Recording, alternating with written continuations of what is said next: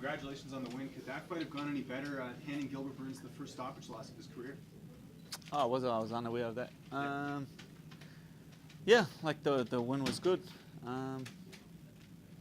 Yeah, wasn't that happy about it, but Really? well, I flew. You think I flew halfway around the world and did an 8-week training camp for 1 minute of work? Like, I want to challenge myself against the best guys. I do this for the challenge. I don't do it for the money. Yeah. I'm not a stupid guy. There are ways that I could be making a lot more money outside of the sport. So I do this to test myself. I do this to challenge myself, and that was not a challenge. So I'm looking for a challenge, and I sense that challenge inside the top 10 division, the top 10, the best guys in the world. Hopefully they can bring that challenge. Israel winning last night, your teammate, did that give you a little bit of a boost heading into this one with his incredible performance? Yeah, we're frenemies is what we call it. Like, we're friends, but we're enemies. Like, we push each other to do better, and we don't let anyone kind of rest on their laurels. We're constantly challenging ourselves. So when I seen him have that clinical performance against Brad, I had to try and outdo him. Dan, so it almost seems as though you're disappointed to get a very quick knockout. Is that right? Yes, that is right. That's a first. I've never heard that. Like, knocking people, I can knock people out. I can knock anyone out, but I want a good fight. I feel like the Jacasey fight was a good fight. That was a good back and forth battle. That was against, making one of the best fighters on the planet look very average. Was a very good performance. I enjoyed that fight. I do this because I enjoy it. I do this for the test, So not happy about the fight. How did you think it would play out? That's pretty much how my team thought it would play out. I come in here preparing for the worst. Like, I prepare for a challenge. That's why I work so hard. That's 8 weeks of training, 7 days a week. That's putting my life on hold. That's getting up in the morning. That's late nights. That's a lot of hours. That's taking time away from my family to come here. So I wanted a challenge. I wanted a test. I wanted to test my strength and my mental fortitude, if you understand that. Who do you think represents the biggest challenge for you then in this division? So most of the top 10 is either sitting out, just taking up space, or they're booked. They're booked over the next couple of weeks. So I think I want to see how these guys play out. Like, I'm not even talking top 15. I'm talking top 10. I'm talking the big names. I wanna be where Israel is. He's just cracked. They'll put him in the top 10.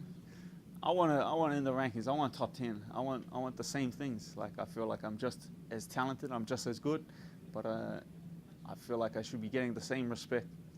You talked about pre-fight Gilbert's weight cut, and you saw him on the scales yesterday. It looked a little bit rough. Do you feel like that played a factor here? Yeah, you think those shots shouldn't be knocking a guy out. Like, I was barely touching him, and he kept falling over. And there can only be one thing: that's dehydration. He's big and he's inflated, but his brain is not hydrated. He's not hydrated. He's too big. He's too slow. Like, everything he was throwing, I could see coming because he's too big. And those shots shouldn't be knocking a guy out. Should he go to 170, you think? That's up to him. Like, that's not on me. If these guys want to keep cutting this weight, it's better for me. I would like to fight these bigger guys because they are too big. They're too slow. I don't see the benefit in it. So if they want to keep doing it, well, then better for me. We've talked a lot about your frustrations at featherweight and that big weight cut and how it's affecting you mentally in the fight. Now that you're at lightweight, 4 straight, and they're all very impressive. Do you feel vindicated almost that you're showing us now sort of what you can, your potential, what you can do in there? Yeah, I was doing my skills a disservice. Like, I was training like this. I was training at the level I'm supposed to be at, and then that last week, I was like pulling the rug out from under myself and doing my skill set a disservice. So now I'm bringing the Dan Hooker that's in the gym for 8 weeks inside of the cage. That was a very quick fight. How quickly would you like to get back in there?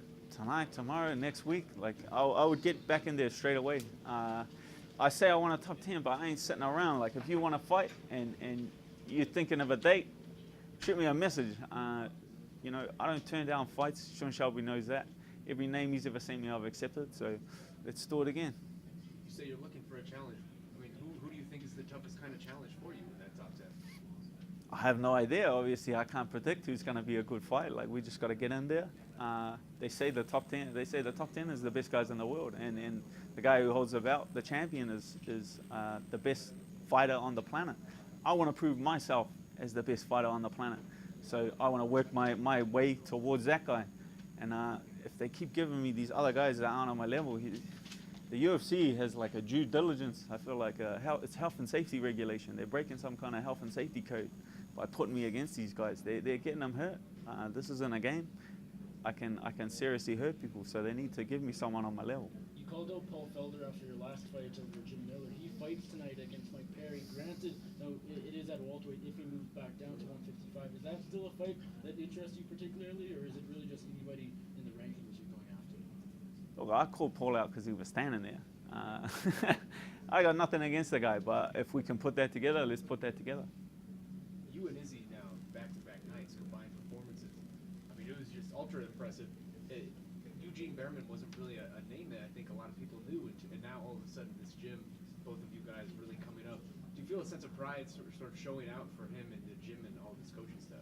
100%. The only reason I'm standing here is because of my coaches and my teammates in my country. Like my coaches and my teammates especially get me to this level. Like Israel was talking about it last night, that we train at the best gym in the world, and I thoroughly believe that, and I feel like we're just getting started. Like I got 10 more guys lined up that are ready to go, and they can compete on this level as well and do very well.